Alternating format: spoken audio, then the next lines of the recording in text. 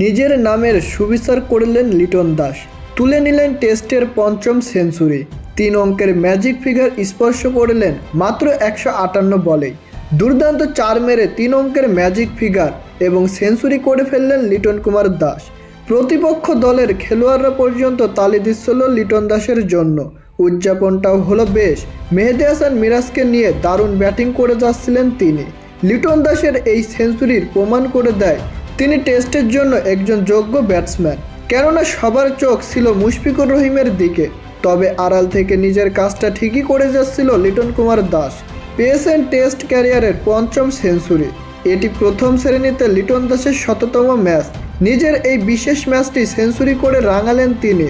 আর আগে আবার আন্তর্জাতিকভাবে 100তম ম্যাচ খেলতে নেমে সেঞ্চুরি করেছেন মুশফিকুর রহিম। এর আগে লিটন দাস শেষ সেঞ্চুরি করেছিলেন গত বছরের আগস্টে।